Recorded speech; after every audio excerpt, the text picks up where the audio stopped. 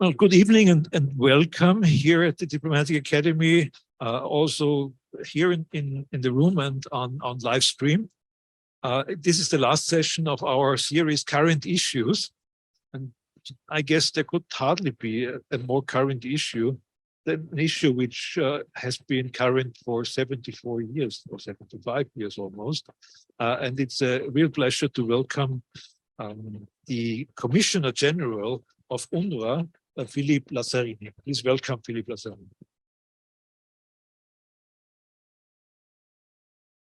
Just a short go through your biography. You're an economist. You're a Swiss national. You studied in Switzerland, and you very soon, after some time in business, decided to work for multilateral diplomacy in almost all the conflict areas that are imaginable.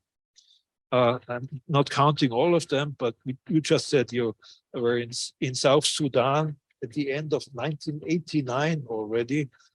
You worked then in various African countries. You worked in Asian countries, in Iraq. You worked for a long time for the UN in Lebanon.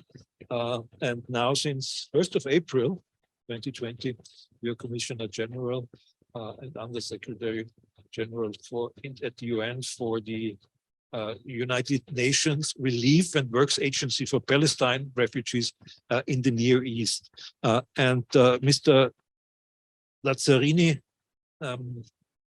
proposes that he will give an introduction to how he sees the situation from the point of view of UNRWA, but also from his personal point of view. The title is The Relevance of UNRWA for Regional Stability and Security. And I guess we will have both sides of discussion, one on situation of UNRWA, the work of UNRWA, but then also certainly about the situation as you see it as an expert concerning all these 5 areas where UNRWA is active. For all of those who do not know exactly, it's the West Bank, it's Gaza, and all the neighboring countries, with the exception of Egypt, if I'm correct. But maybe you can explain why Egypt is not part of your mandate. Mr. Lazzarini, the floor is yours. Thank you. Thank you very much, Ambassador Brix. It's a pleasure to be with you today. In fact, I'm also here because it's my first official visit in Austria. So during these 2 days, I interacted with the Minister of Foreign Affairs, with members of the Commission of Foreign Affairs also here at the Parliament, but also with a number of member states. In fact, UNRWA has a special relation with Vienna because for almost 20 years, the agency has been headquartered in Vienna. It has been headquartered in Vienna from 1975 until 96. 1975 because our headquarters was in Beirut before, and the civil war started, so we moved to Vienna. And 96 because at that time there have been the Oslo Agreement, and the Palestinian leadership requested UNRWA to come back to the region, and basically we have been at that time headquartered in Gaza. And since it had moved, because after the conflict in Gaza in 2005 and the takeover from the de facto with Hamas, part of the headquarters has moved between Jerusalem and also Amman. But as you indicated, Ambassador Brix, the primary presence of the UNRWA is Lebanon, Syria, Jordan, West Bank, East Jerusalem, and Gaza, not Egypt, because at the time the Palestinian refugees were fleeing between 46 and 48, and most fleeing the state of Israel went to Gaza. And in Gaza is certainly one of the places where we have the highest number of refugees that the agency is servicing.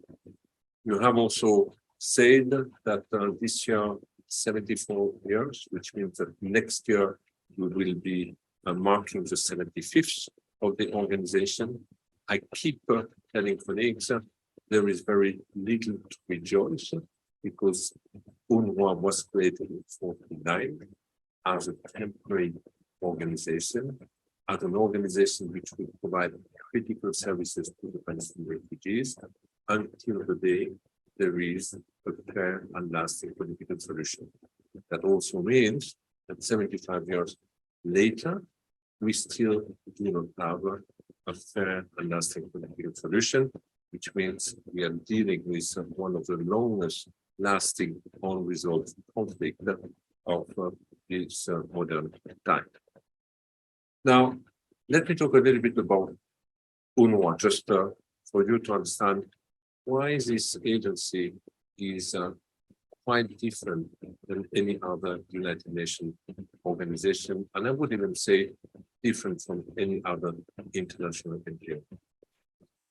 UNRWA is an organization which in fact is requested to provide primarily public-like services to one of the most destitute, I would say, population in the Middle East, the Palestinian refugees. In fact, we are providing today education to nearly 550,000 girls and boys across the region for the primary and secondary school. We are providing primary health to about 2 million people in the region. We are providing social protection safety net to the poorest among the poor, and this is about 400,000 people across the region. But we are also providing professional training, vocational training to the youth in order to promote the employability of the youth in the region, with about 10,000 students.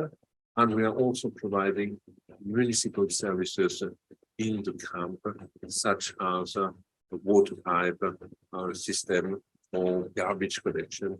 In fact, whatever normally a municipality would do in a camp, we have, however, none of the regular task of a state.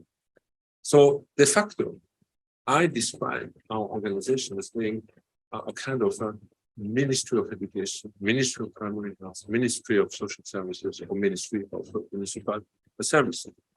And beside that, we are also providing humanitarian assistance whenever a theater of operation or refugee camp are hit by a crisis.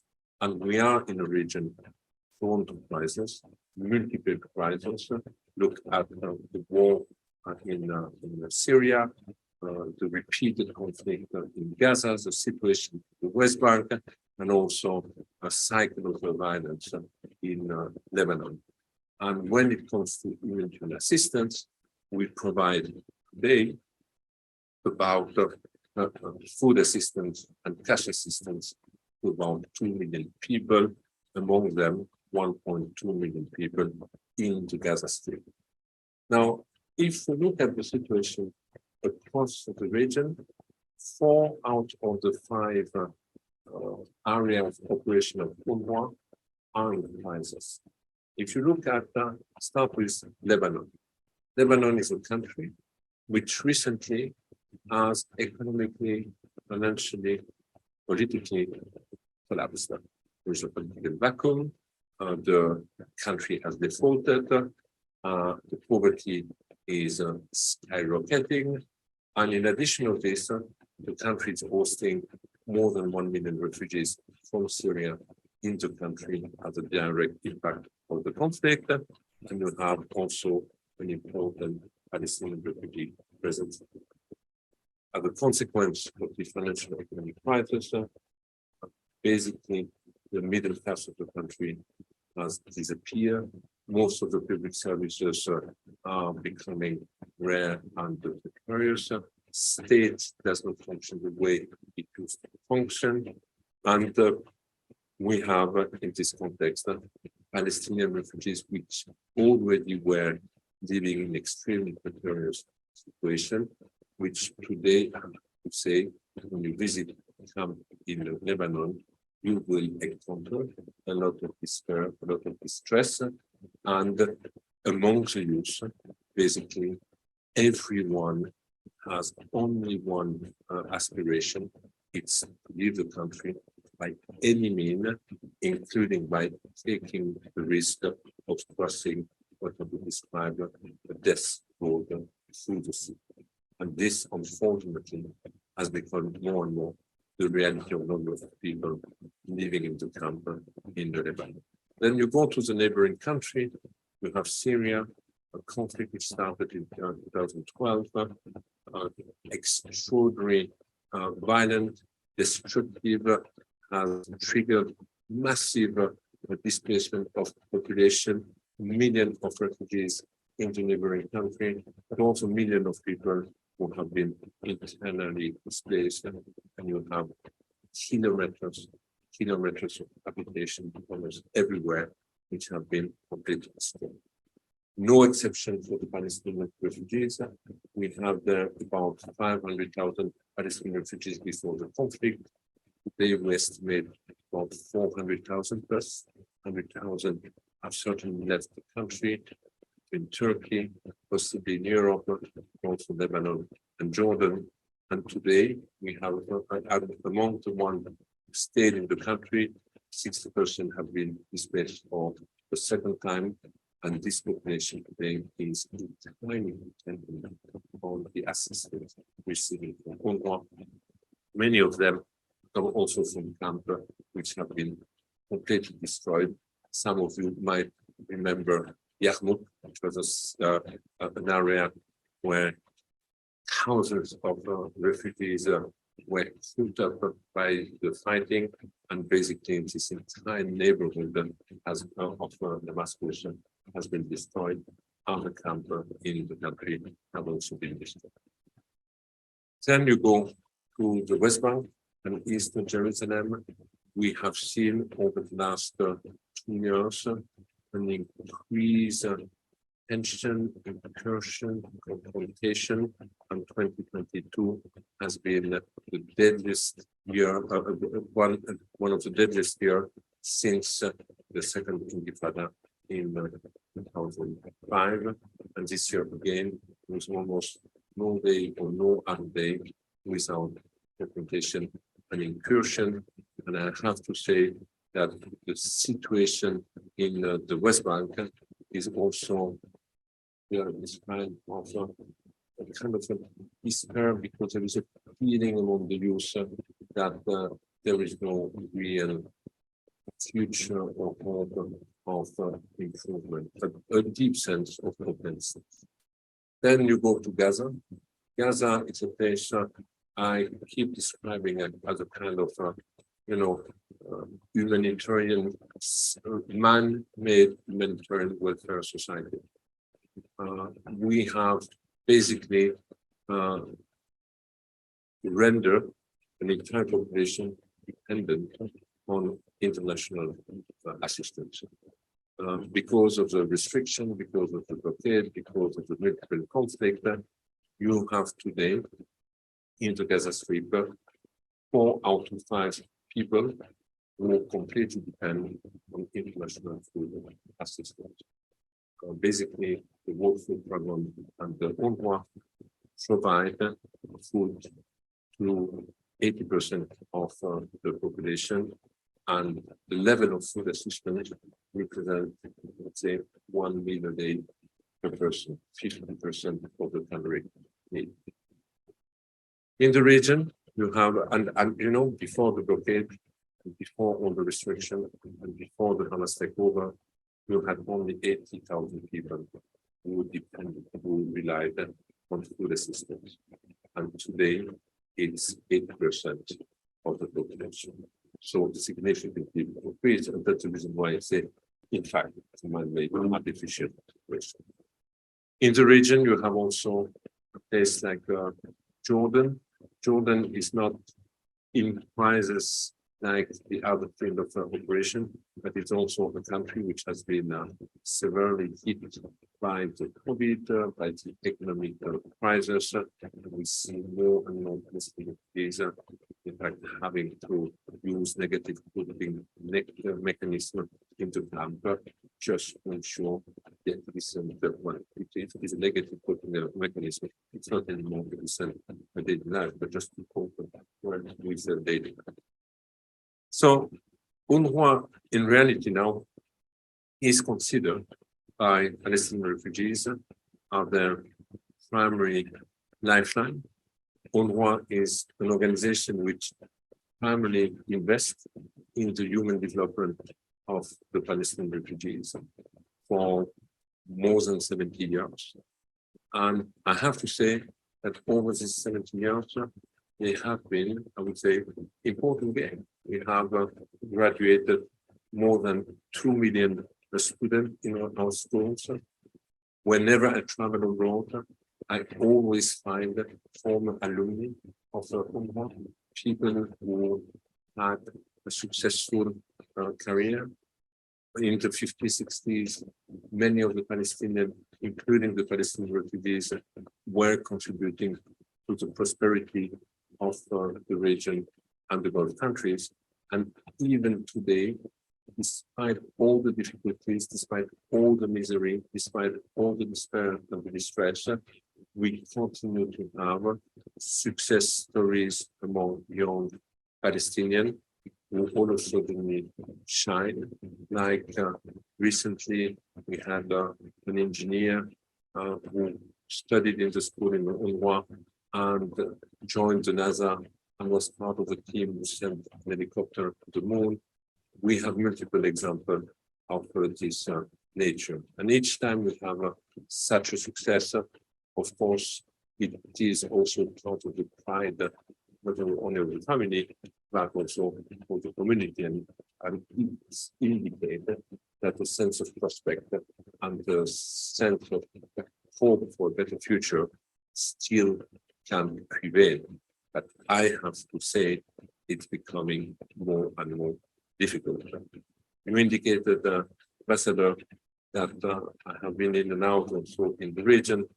First time I was in the region was in fact in 1992, at the time of the end of the First Intifada.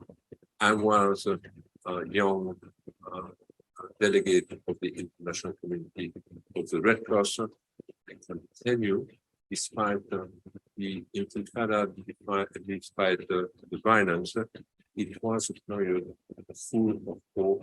It was a period where people were believing in a better future. It was a time also where Palestinians from Gaza were walking daily in Israel, where in every family you had something speaking in Hebrew. People knew each other. You come back 30 years later, the conflict has been completely dehumanized, and this hope of a better future, I have to say, has pretty gone. And today we see, a kind of a collective question within the population, because people have difficulties to see what the future could be. Whenever you have a cycle of violence going on in Gaza, the first question once you have a ceasefire is, when will be the next cycle? They never ask if there will be a next cycle, because they also know that the fundamentals have not necessarily been addressed. So there is a sense of regression, and there is a sense after 75 years that in reality we have never been as far away from a political solution, fair and lasting. Now, when I look at UNRWA, I just come back from a pledging conference in New York, and I have described to the member state that the main existential threat of this organization today is of a financial nature. Why? Because our income for almost one decade, if not more, have started to stagnate. Our resources today are more or less at the same level than they used to be in 2020. Why, despite the fact that the region has been hit by multiple crises in 2013, that the needs have significantly increased, that they have been, and also the cost. We all know that there is inflation everywhere, so the cost of operation has also increased. And so the tension between the cost and the resources has become unbearable for the organization. 10 years ago, we started to introduce efficiency measure, which after that became more and more austerity measure. Austerity started to impact the quality of the services we are providing to the population. And since 4 years, we are the only organization operating with a negative cash flow. And a negative cash flow, when you lead an agency is 30,000 staff, means you never know if at the end of the month you will be able to cover the salaries. And in an organization like ours, if you cannot cover the salaries, that means we have a school. We have about 20,000 teachers across the region. We have thousands of nurses and doctors and social workers. This is the burden of the services that the agency is providing. Now, I have also told the member state that we have to decide what we want to do. Why? Because we have a mandate which is renewed every 3 years from the General Assembly. Last time was in November. There is an expectation, commitment of the international community that the agency continue to be lifeline of the Palestinian refugees and continue to provide these services. But our resources have stagnated.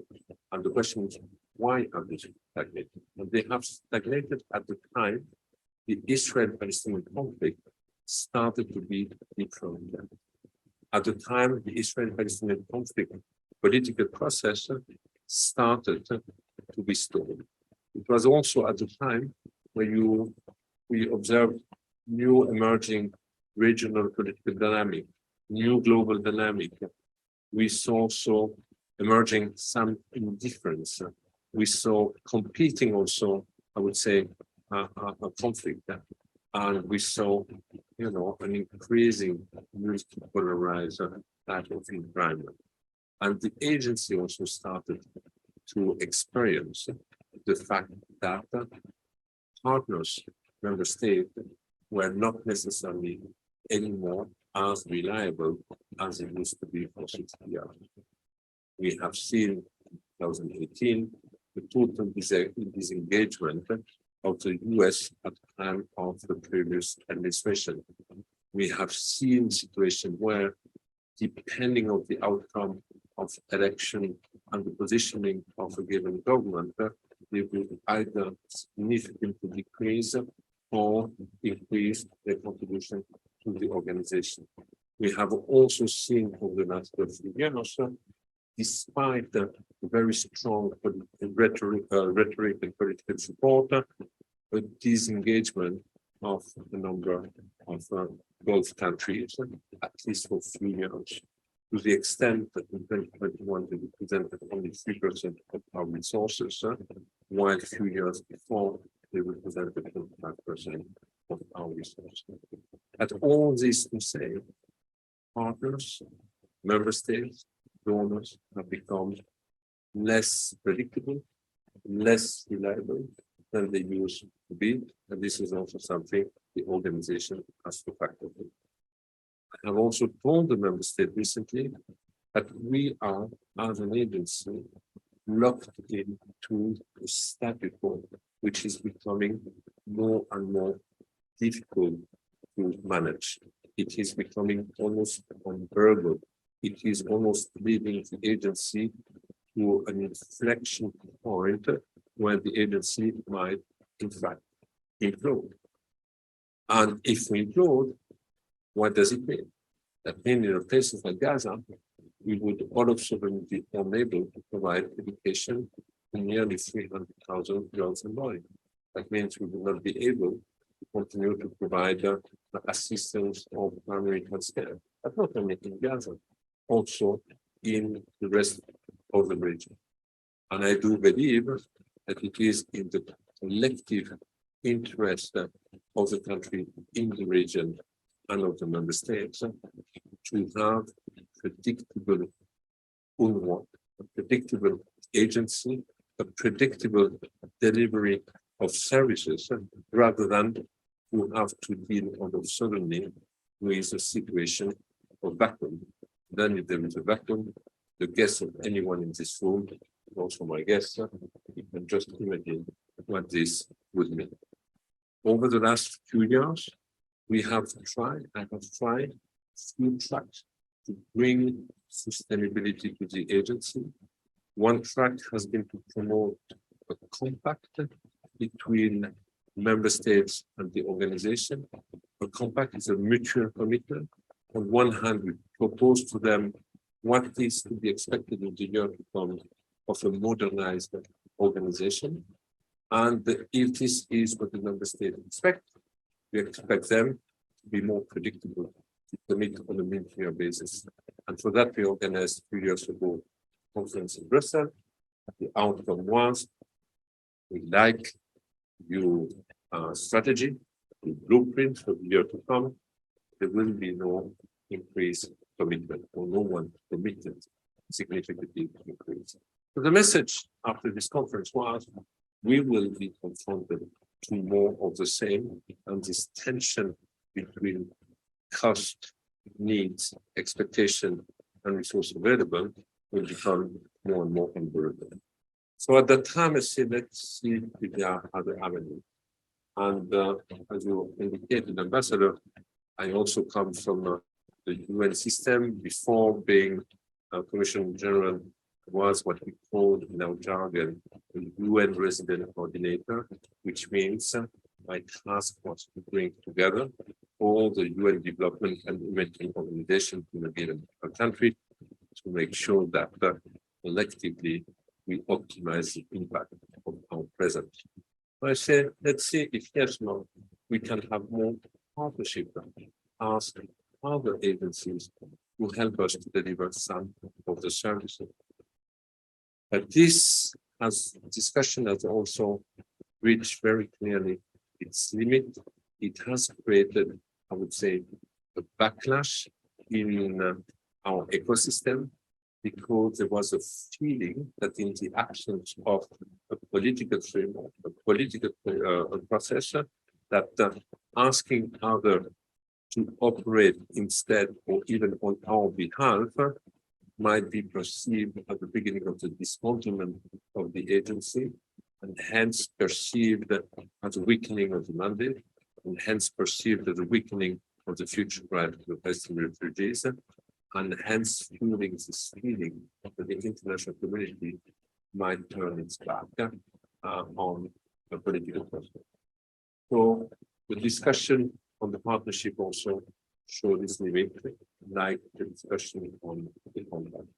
So the first avenue I have tried to open with the member state has been to say, well, you are asking us to provide public-like services, invest in the human development in the region, which everybody reckons that it is a contribution to some stability in a highly volatile region. But in reality, I do not have the financial tool of the government or of the research.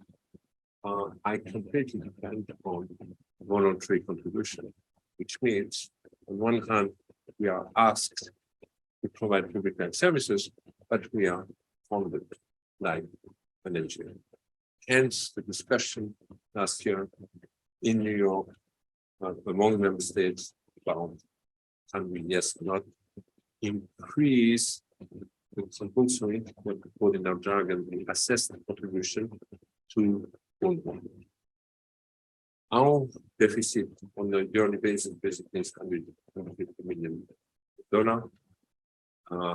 We expected to increase the assessed contribution for this level of shortfall.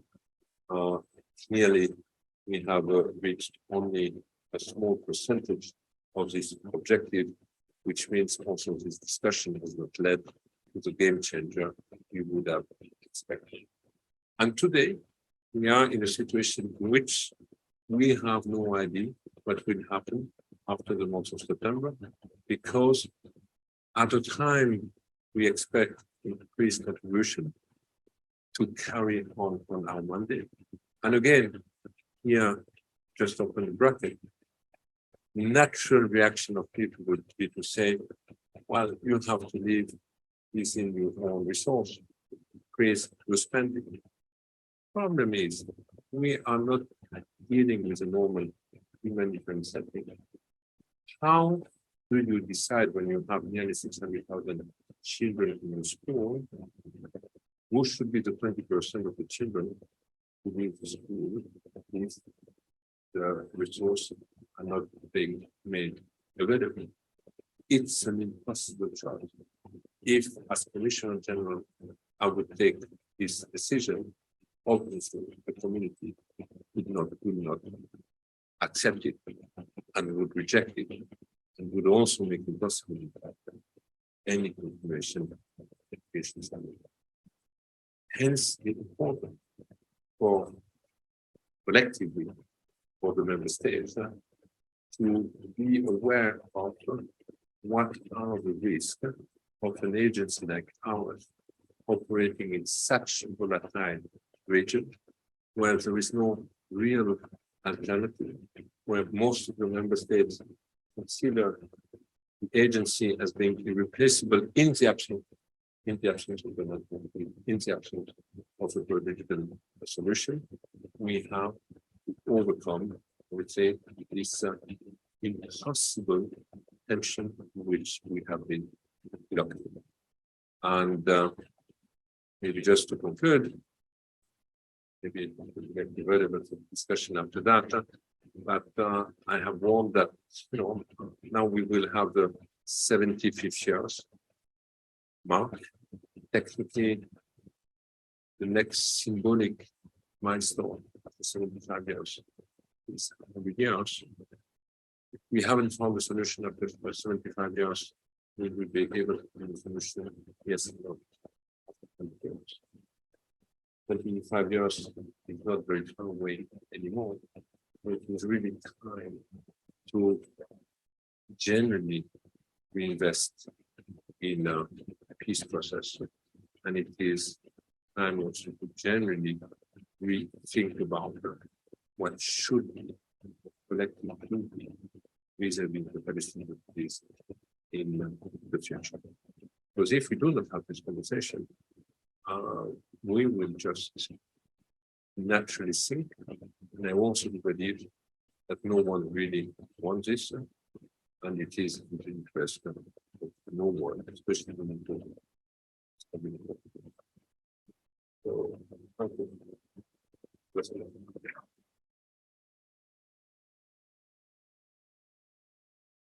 Commissioner, thank you for this stark picture of the given situation in the region, but also for your agency. Allow me to say, I have the feeling that the international community is happy that you exist, but they're not happy to finance you. They're happy because it makes them not urgent enough to find a political solution, because you solve a lot of their problems. But that does not include, obviously, to provide you with the necessary funds. I guess I'm correct in the assessment. And that is given in a situation, and you described it, where there seems to be less and less interest because of change, geopolitical changes, in the fate of the Palestinians. Just to repeat it, UNRWA is dealing with altogether 5.9 million Palestinians overall in the region. So this is an enormous task that you have. And are you really saying if the community is not realizing the situation, how difficult it is, that it will implode the organization, or will you have to find other austerity measures to survive? We all know that in the international context, it is hardly the case that agencies or international organizations implode. There's always a way out at the end. So is there some optimism, at least, given the fact that it will be 75 years next year, that there is some sort of initiative? Because all the reports I read also from the pledging conference, everybody says your work is absolutely necessary and you're doing excellent work.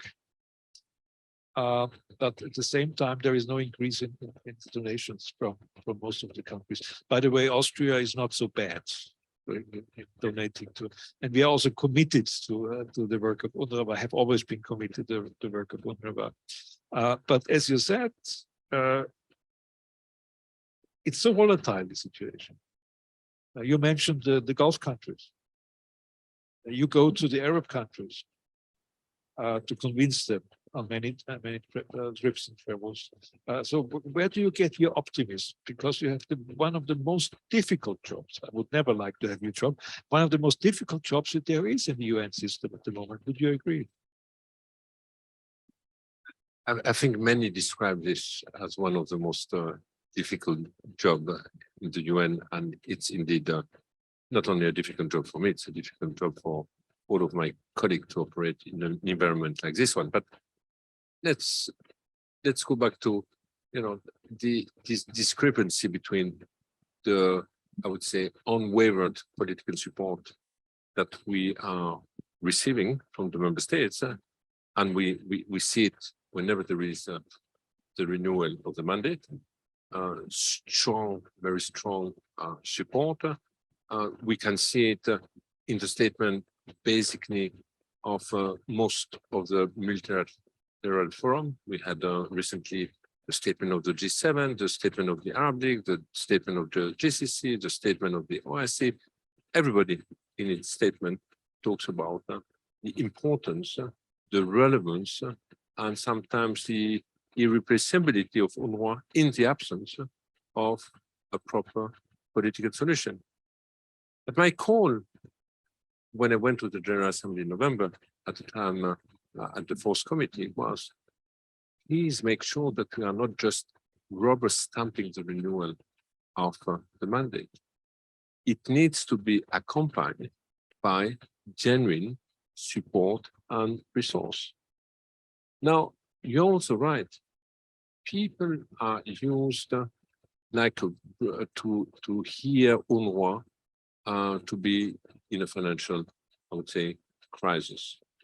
I know this organization from outside for the last 30 years, but at least for the last 10, 15 years, before I joined, I already knew that the agency was encountering financial difficulties, or at least was portrayed as encountering financial difficulties.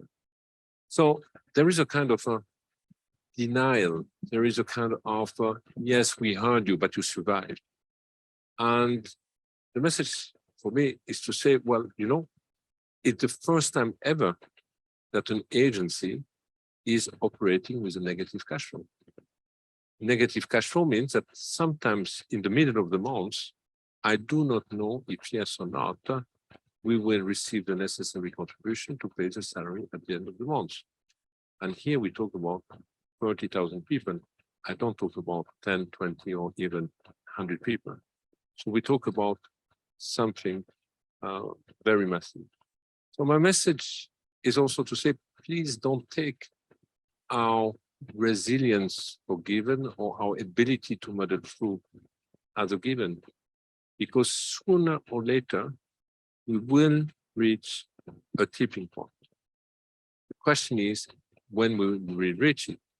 Today, I know that I have absolutely no information and visibility beyond the month of September. September, October, November, I have no intelligence, no information telling me that we will have the necessary contribution. At the same time, I have no indication if yes or not, we will be able to keep our food pipeline in Gaza in September also, which is another contribution. So if all this is taken at the same time, at the time where we also know the situation is extremely precarious in the West Bank and in the occupied Palestinian territories, at the time also the Palestinian Authority is financially struggling and sometimes struggling to deliver important services. If all is taking place at the same time, it will indeed have an important negative impact. So my task here, is really to do this early warning. I know that there is a kind of déjà vu. There is a kind of, but you will find a way. You cannot collapse. What you just said is, it is unheard an agency will implode. So why would you be the first one?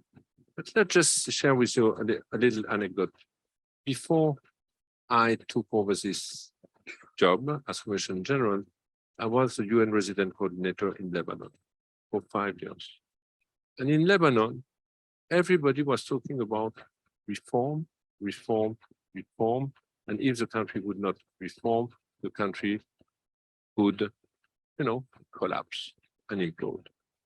But while everybody was talking about that, at the end, it became almost a casual type of discussion because people felt, no, it's not possible that the country collapses or implodes.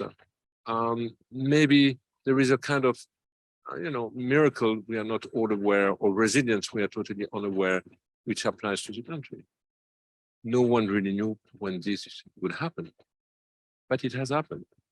And one day, people woke up, the country has defaulted, and within weeks, the poverty in this country went from less than 30% more than 80%, because it has financially, economically collapsed. So I'm not saying that there are precedents when it comes to agencies, but I am just warning about, this complacency ultimately. It is a risk, and it is a real risk. Yes, complacency is a good catchword for what happened. Also at the pledging conference in New York, you asked for about $1.6 billion and the commitment is about $900 million. Is that correct? I will have to see with my colleagues here, but basically, in New York, what I indicated was that the agency, to survive in 2023, needs immediately $150 million. To end the year without liability, we need more than $200 million. And in addition of that, to prevent the break of the food pipeline in Gaza, we need an additional $75 million. And in order to avoid a breakdown of our primary humanitarian activity in Syria and Lebanon, an additional $30 million. So a total of $300 million now. Commissioner, we are among ourselves. You must have prepared also Plan B if there is not more money. Can you let us a little bit know something like we stop our activities in one of the countries of our mandate or things like that? Is there a Plan B you can share with us, or shouldn't there be a Plan B? Donors always ask us, do you have a Plan B? But we are also always asked to do contingency plan. Now, contingency plans are usually prepared in order to anticipate possible shocks. I am just informing the various countries where we are present, including the various UN humanitarian coordinator, that among your scenario planning, you have to take into consideration the possible scenario of an UNRWA unable to deliver its services. And this will be a shock.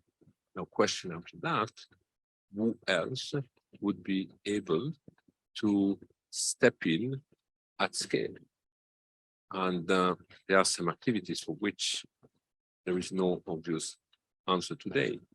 So instead of going into the plan B, which might be quite devastating, we prefer at this stage to invest in the early warning. But it is also true that collectively, we are never really good when it comes to early warning, unfortunately. Especially in this region, it's very difficult. All you said actually concerns also Israel and the position of Israel. How is your relation with Israel as an organization? We have a very pragmatic and operational relation, daily relation when it comes to our operation in Gaza and in the West Bank.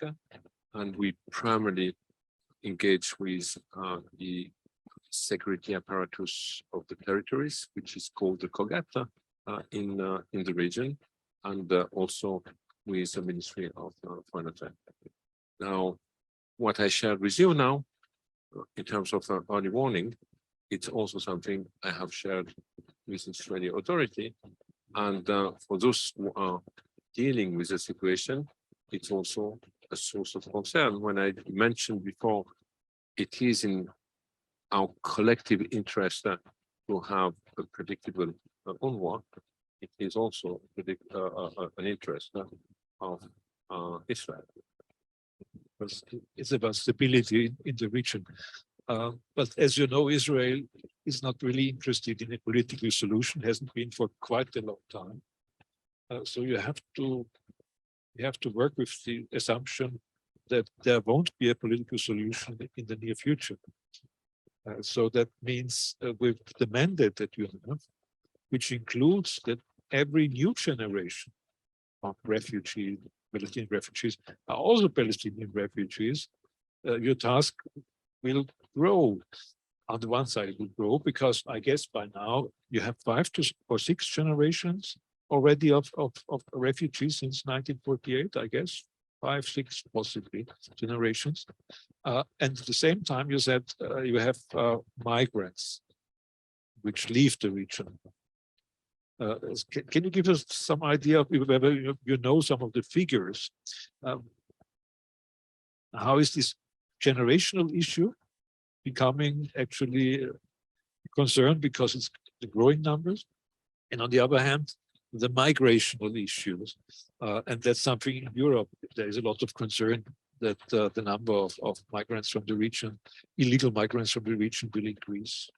How do you deal with these issues?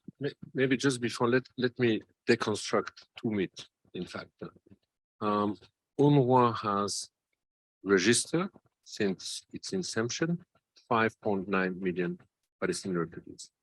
But we are not servicing 5.9 Palestinian refugees. We are servicing what I indicated to you before, 550,000 girls and boys in our school, 2 million for primary health, less than 500,000 for social protection safety net, 10,000 in our vocational training, 2 million for humanitarian assistance. So we're not talking about a population receiving services of 5.9 million, and not all are living in the 5 area of operation. The second myth is what I hear regularly is, oh, only UNRWA allows a refugee to be a refugee from one generation to the other one. That's totally untrue.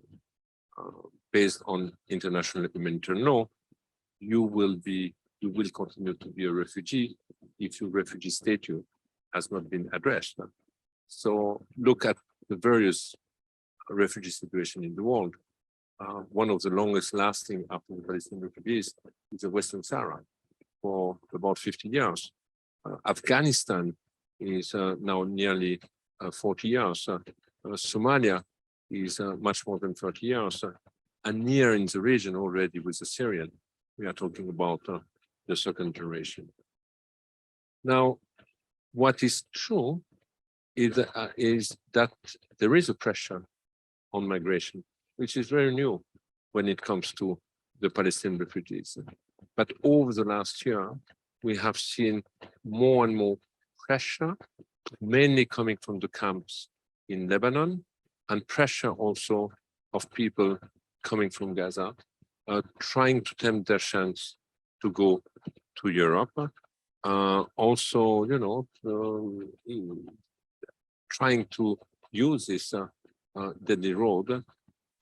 If I go to the camp today, and I have a discussion with the youth, younger generation, they have only one thing in mind, is how to leave the country.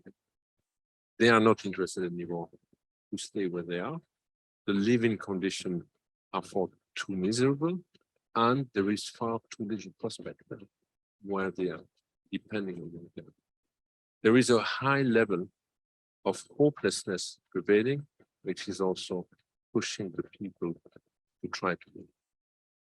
You use this migration pressure in your talks with donor countries, especially European ones?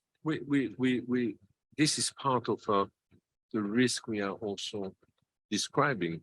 There is a migration pressure. I recently visited one of the European capitals recently, and to my astonishment, I learned that the Palestinians were the third asylum seeker in this country. I always thought that Palestinians were not yet among the top tier of asylum seekers. So it was really new for me, despite the fact that I know that there is pressure, migration pressure from places like Lebanon and Gaza. I would like to open up yet now, ask for questions. We'll have a Q&A situation as well. Who would like to be first? Yes, please. Thanks for a very excellent presentation. I'm curious about, you mentioned about the relationship with Israel, but how does the Abraham Accords affect your work positively or negatively? Thanks very much.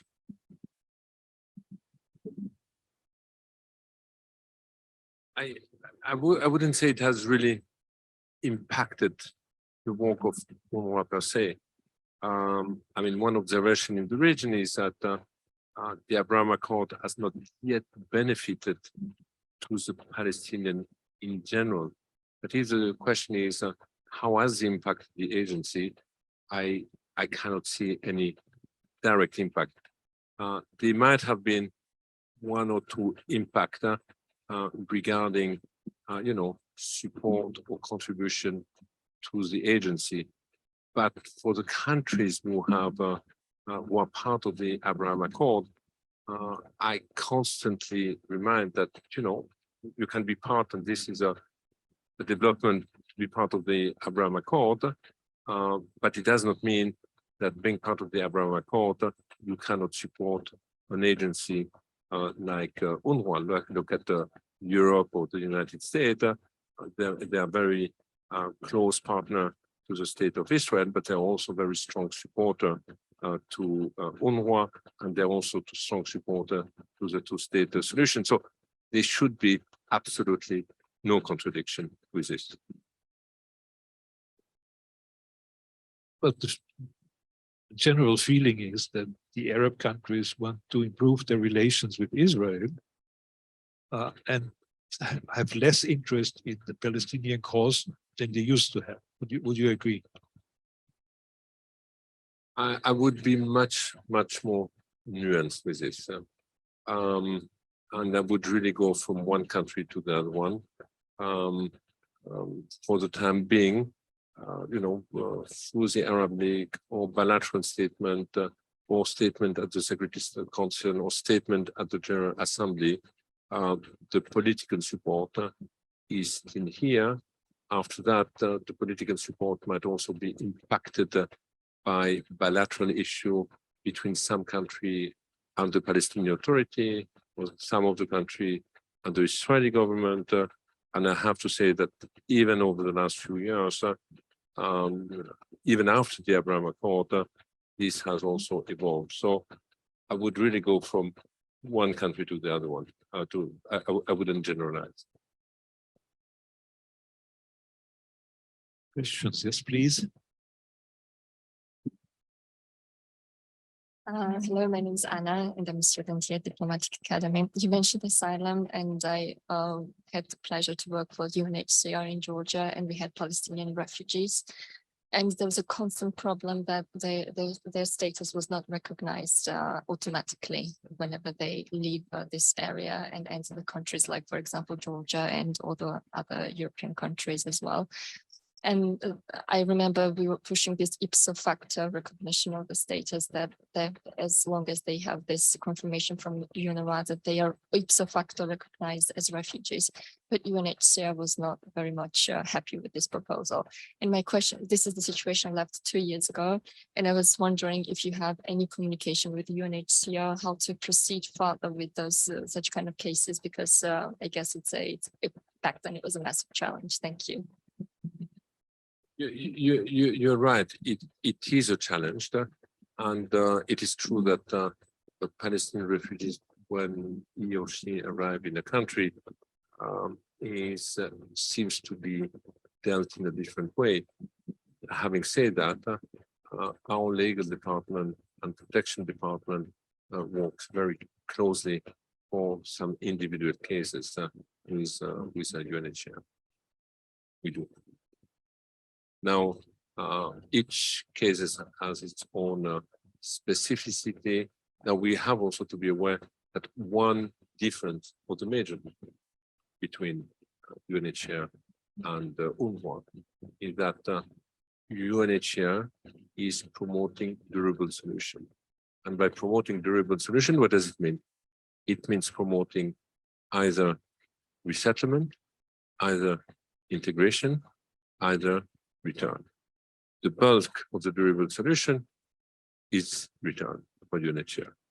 And there is only a little percentage, which is resettlement, and some being integration, but integration, we always know it's politically difficult for a number of countries.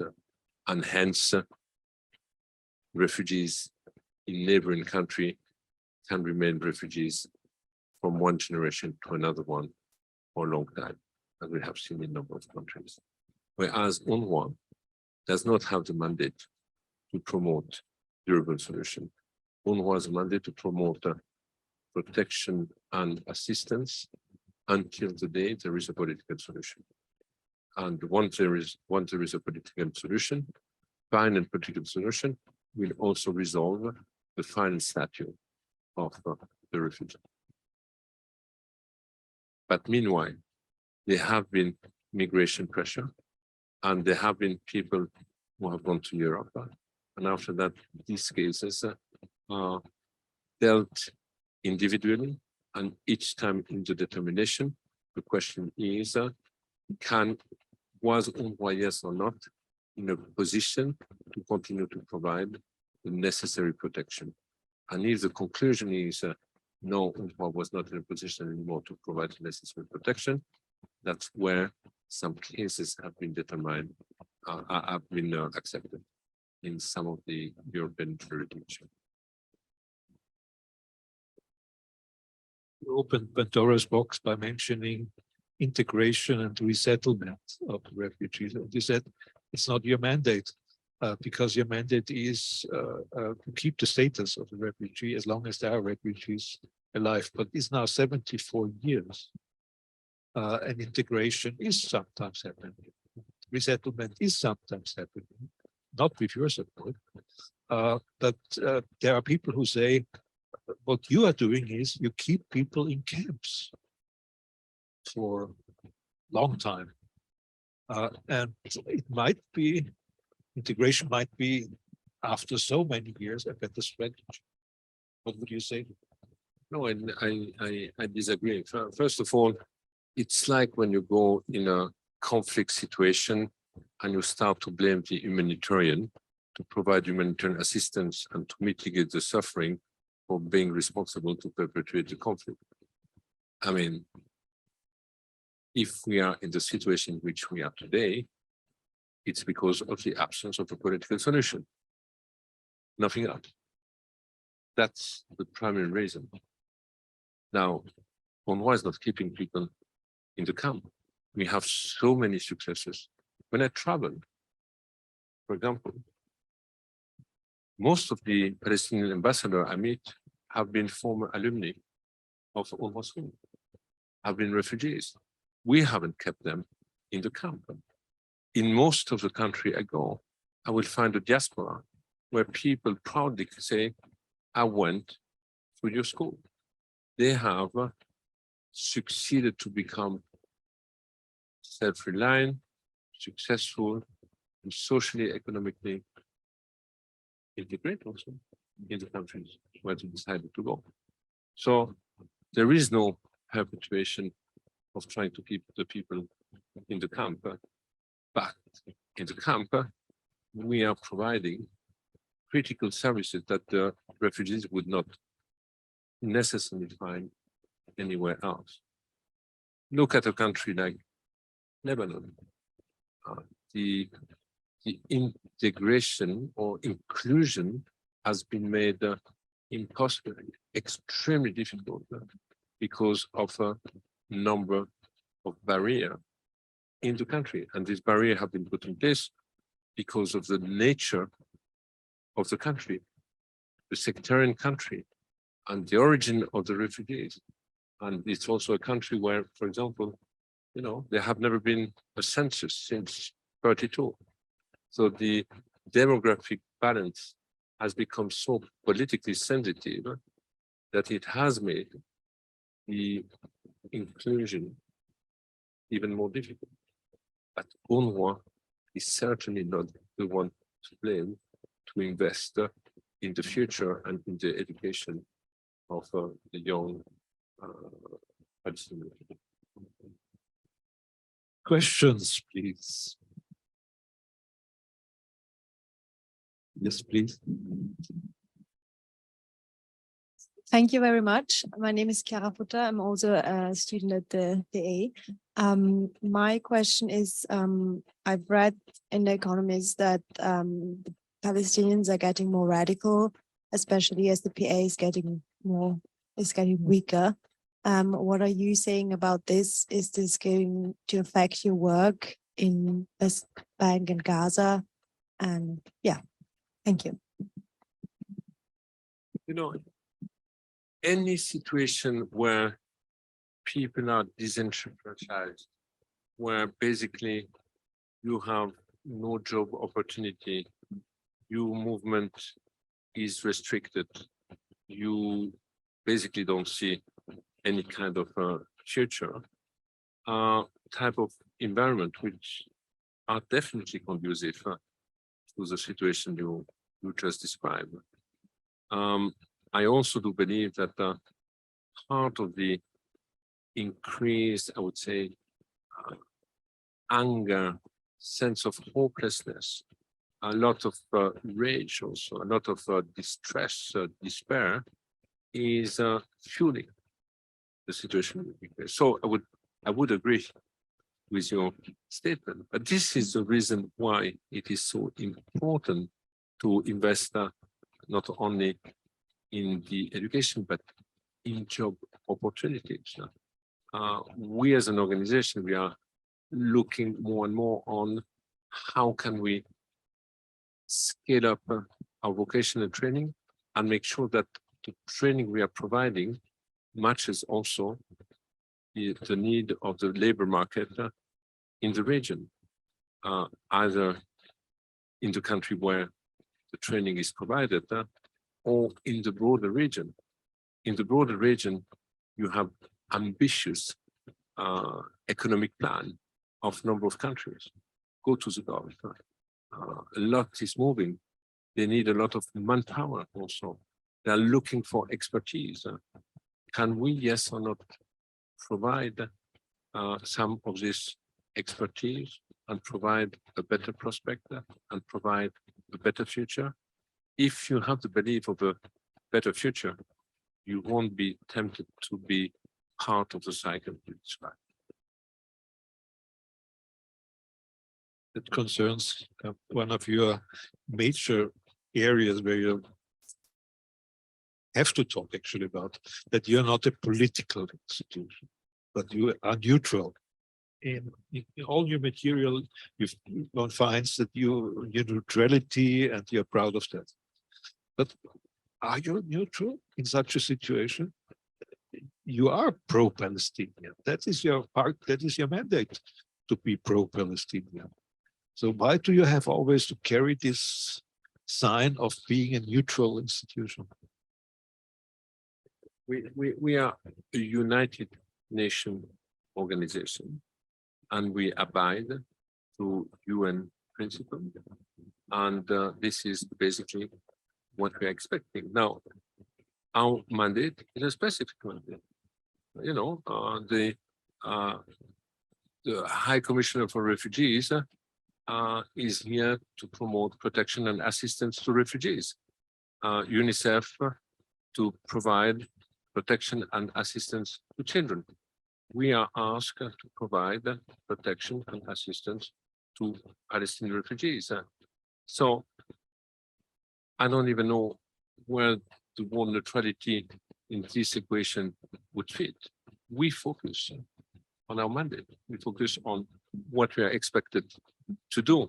I keep saying that our primary task, beside the protection element, is to invest in the human development of the Palestinian refugees in the region. This is our contribution. Now, it is also true that we operate in a highly volatile region, highly politicized region, highly emotional region, highly divided region, and we have to be aware of this. We have also to be aware of what the people are enduring in the daily life. We have to be aware that it's a region which is hit by number of crises and the conflict. But our mandate, our focus remain to provide this human development, provide education, access to health. So is this neutral, not neutral? No. We abide to the mandate, and we abide to, and we implement it in a principled way as a UN agency should do. We have one particularity that maybe other organizations have not, which on one hand is really our strength, and sometimes would lead to the comment you just made, is that our staff have a dual identity. Our staff is primarily composed of Palestinian refugees. So they are part of the community that we are serving. Their family and their kids are also recipients of the human development services that we are providing. But they are also United Nations civil servants. You know also where this criticism comes from. It's the idea that in these schools, in the Gaza Strip especially, there is military equipment in the cellars. There are people trained to be future terrorists.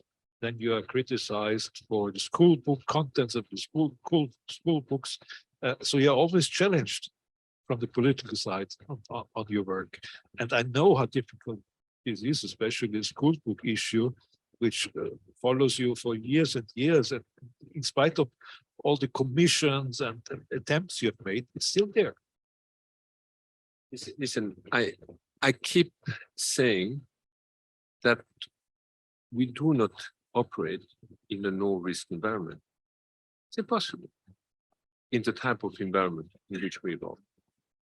But we, as a UN organization, will operate with a zero tolerance policy. So whenever we are confronted with a situation which would be in breach of the neutrality, here we talk about neutrality. When we talk about, if you talk about possibly weapon being found, I don't know, underneath whatever of the school, if that is the case, it's a breach of neutrality, we will act accordingly. We will act accordingly with all the respective authorities. This is not accepted. And this is also the reason why, going back to the financial situation in which we are, and we were asking how far can we go with the austerity. The first type of function which was dropped when the organization had to go into austerity was our ability to have guards in all our premises. And we have 100 of premises across the Gaza Strip or across the region. Hence the importance to allow or to enable the organization to act as a UN organization. Now, on the textbook, number one, these are not UNRWA textbooks. It's a textbook being used, being from the Palestinian Authority, being used in our class. I'm very proud of our education system. The World Bank a few years ago did a full assessment with UNHCR and came basically with the outcome to say that not only we have value for money, 25% cheaper than any public education provided in the region, but our students are 1 year ahead after a cycle of 9 years. We are the only one having a human rights curriculum. We are the first one to have reached gender equality in our school. And we are going through all the material which is provided. We read every pages, 15,000 pages in Arabic every year, because that's a new material. And we always look at, number one, is it yes or not conform to UN value related to gender stereotype and age appropriateness? We have a number of programs in the books, and we provide the necessary guidance to our teacher on how to teach this issue. The second big group of issues that we have is the issue of the Palestinian narrative and identity versus the Israeli narrative and Israeli identity. You cannot, when you deal with one of the most emotional type of context, the longest lasting unresolved conflict, reconcile these two narratives. It's not up to us. We have to respect the narrative identity of those to whom we are teaching the curriculum. But the good thing is that on many of these issues, we have a United Nations language. We have maps before 48. We have the creation of the State of Israel after 48, because the map has always been an issue. We have the delimitation of the Green Line, the map of 67. We talk about the wall. We have the terminology when we talk about the occupation. There is a United Nations language, and this is what we ask our teacher to teach in our school. And the third category are issues, which is really the minority, but are issue of concern when subjects are not fully in line with UNESCO standard and could promote intolerance, discrimination, and so on. And again, we are either providing the necessary guidance to put in context, and if it cannot be put in context because it's too much of a red line, we give the instruction that this be not taught in our schools. And beyond that, we have also developed a centralized digital learning center. So at distance, digitally, all guidance can be provided. But as you know, this story will continue to be a story, unfortunately, because that's about the two narratives that you have, at least two narratives you have in the region. I can take one more question.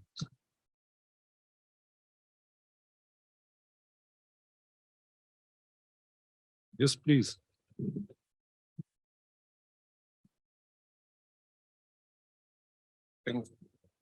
Thank you for the insightful talk. You mentioned the labor market in the need for professional workers, how do you collaborate, if you collaborate with private companies in the Gulf region or any other region that would, I think they will have like a few hundred millions to invest in a future generation of skilled workers. Thank you.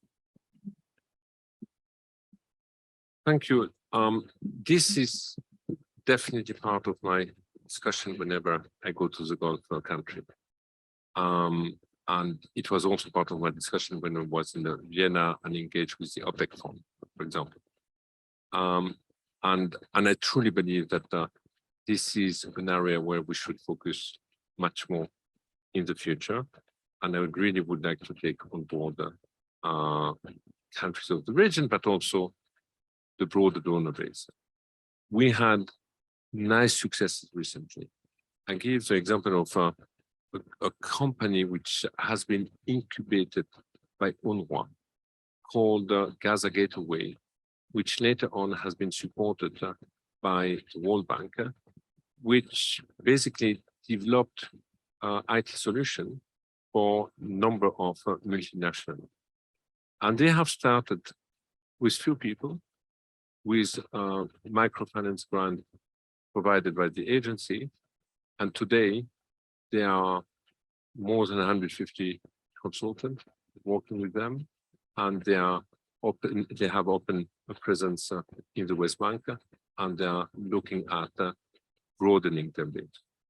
Within our organization, we have also an entire IT department, which is self-income generating, which provides solution to the entire UN family worldwide. And we have more than 120 people now. And from Gaza, they provide assistance to almost every country where the UN has a footprint. I do believe that we should promote much more of these stories because they are highly successful. There is a high demand.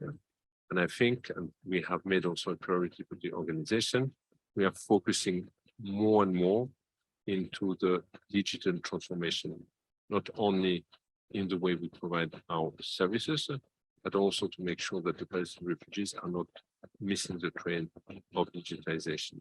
And in all our contact now with the country of the region, we are also looking at to which extent we can pair our vocational training center with some private company or teaching center in the countries to make sure that the quality of our education meets the need of these countries.